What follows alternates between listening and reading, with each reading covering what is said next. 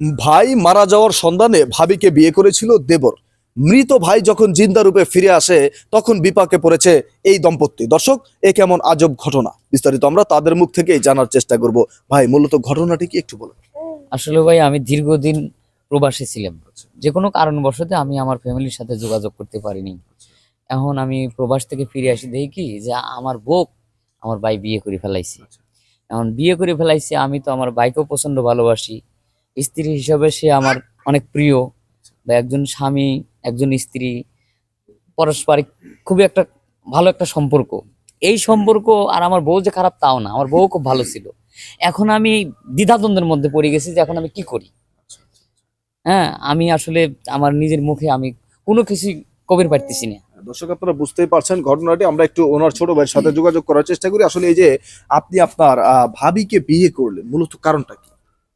ভাই, যখন সংবাদ আসলো আমার ভাই বিদেশে মারা গেছে, ঠিক আছে, তো আমার ফ্যামিলি মতামত নিল। আরেকবার যাই, আপনি এটা বলবেন না, এখান থেকে যাই। ইসলাম ভাইরা যাই। আসলে আপনি যে আপনার ভাবিকে বিয়ে করলেন, মূলত কারণটা কি? ভাই, আমার ফ্যামিলি মতামতে আমার ভাবির সঙ্গে আমার বিয়ে দিছে, ঠিক আছে। তো বিয়ে করার পরে হঠাৎ করে দেখি যে আমার মৃত ভাই জীবিত হয়ে বাড়িতে ফিরে আসছে। তো আমার ফ্যামিলি মতামত কিন্তু ভাই আমি ফালাইতে পারি নাই, বিয়ে করছি। এ ব্যাপারে ভাই আমার এত কোনো ধারণা নাই। আচ্ছা দর্শক, আপনারা বুঝতেই পারলেন। আমরা একটু এই ছেলের মায়ের কাছ থেকে জানার চেষ্টা করি। আসলে আপনার ছেলে যে ঘটনাটা ঘটালো, বা আপনারা যে ঘটনাটা ঘটালেন, আপনার বড় ছেলের স্ত্রীকে আপনার ছোট ছেলের সাথে বিয়ে দিলেন, সেই ঘর থেকে একটি ফুটফুটে সন্তান হলো, এখন তো আপনার বড় ছেলে এসে হাজির। এই বিষয় নিয়ে আসলে আপনারা কি বলতে চান? আমার বড় ছেলের মৃত্যু খবর আসছিল বিদেশ থেকে। আমরা তার সাথে কোনো যোগাযোগ করতে পারি নাই। তো এখন আমার একটা নাতি যেহেতু আছে, আর বউটারে আমি আমার মেয়ের মতোই দেখি, আমার কোনো মেয়ে নাই।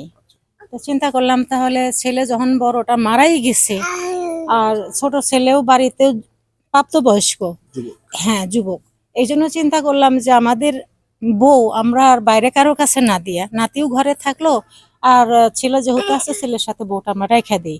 ওই জন্য আমরা ছেলের সাথে বিয়ে দিয়ে বউটারে রেখে দিছি। মানে মূলত আপনার বড় ছেলে প্রবাসে যাওয়ার পরে তার মৃত্যুর সংবাদ আসছিল যে সে মারা গেছে, এমনটি হ্যাঁ, জানতেন আপনারা? এমনটাই জানতাম, কিন্তু এখন যে অবস্থা হয়েছে যে হঠাৎ করে আমার বড় ছেলে হাজির, এখন আসলে গা হাত পা কাঁপতেছে যে এখন কি করব। সেও ছেলে, আমাদের কাছে কোনোটাই পণ না, আর নাতি তো কলিজার টুকরা। তো এখন চিন্তা করতেছি, আমি নিজে বা আমরা কোনো ডিসিশন নিতেই পারতেছি না। আমি চাচ্ছি যে এই গ্রামের মাইমাতবার ডাইকা বৈশাখ একটা সলা পরামর্শ করে দেখি কি করা যায়, আচ্ছা এই চিন্তায় আছি। আচ্ছা, এখন ভাই, আপনার যে মৃত্যুর সংবাদটা আসলো, মূলত কিভাবে আসলো একটু বিস্তারিত ক্লিয়ার করেন তো আমাদের। আসলে ভাই আমাক যে জায়গায় মনে করেন যে কাজ কাজে ফেলাইছিল, আচ্ছা ওই জায়গা খুবই মরুভূমি, মানে যোগাযোগ করার মতো কোনো ব্যবস্থা নেই। আর আমি যে লোকের মানে কাজ করতাম, মানে ওই ওই লোক খুবই মনে করেন যে খুবই একটা খারাপ লোক ছিল। মানে আমাদের এত মনে করেন যে এর মধ্যে রাখতো, মানে খুবই মানে কড়া নজরে রাখতো, মানে কোনো রকম কারোর সাথে যোগাযোগ করতে দিত না।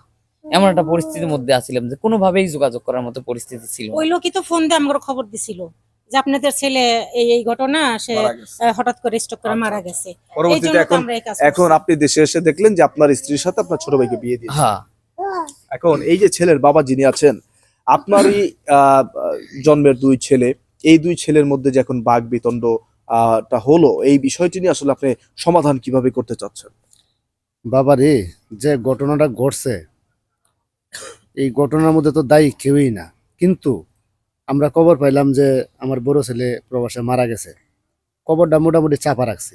চাপা রাখিয়া আমার কোনো মেয়ে নাই, বউটা বাবার চেয়েও বেশি শ্রদ্ধা করে। তো চিন্তা করলাম যে ছেলে যেহেতু মারা গেছে, তো ওই বউটারে না সরাইয়া না বিদায় করে দে, আমি আমার ছোট ছেলের সাথে বিয়ে দেয় রাইখা দিই। যেহেতু ওরা বউটা আমরা সবাইরই অনেক ভালোবাসে, স্নেহ করে, আদর করে, এই হিসাবে মেয়ে হিসাবে আমার ছোট ছেলের সাথে বিয়ে দিলাম। বিয়ে দেওয়ার পর একটা বাচ্চাও হইলো। এখন হঠাৎ করে আমার বড় ছেলে ফিরে আসে। এখন তো আমরাও হতবাক হয়ে গেছি। এখন কি করি বা কি করব, এটার কোনো চিন্তা ভাবনা কোনো মাথায় ধরতেছে না। তারপরেও সমাজ বলতে তো একটা কথা আছে, যেহেতু আমরা গ্রামে বাস করি, একটা সমাজ আছে। সমাজের মধ্যে মান্যগণ্য লোক আছে, তারা লইয়া বইয়া যাতে যাতে এটা একটা সুস্থ সমাধান হয়, যাতে আমার বড় ছেলেও কষ্ট না পায়, ছোট ছেলেও কষ্ট না পায়, আমার নাতিও থাকে, বউও থাকে, ওই রকম একটা পরামর্শ সমাজের লোকজনদের নিয়ে বৈশাখ করে যাতে সুস্থ একটা সমাধান ওইটা আমরা করার চেষ্টা করবো ইনশাআল্লাহ। ধন্যবাদ আপনাকে। দর্শক, আপনারা দেখতেই পারলেন মূলত ঘটনাটি আজকের।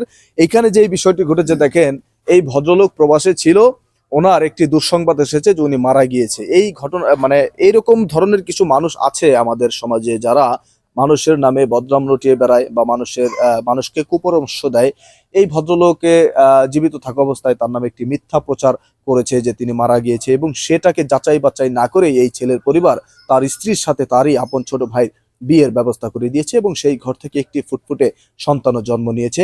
এখন তারা সবাই বিপাকের মধ্যে পড়েছে। তো যে কোনো সংবাদ আসুক, আপনারা অবশ্যই সেই সংবাদটি আগে যাচাই বাছাই করে তারপরে সেটার বিরুদ্ধে বা সেই বিষয়টি নিয়ে কোনো ব্যবস্থা গ্রহণ করবেন। সবাই ভালো থাকবেন, ধন্যবাদ।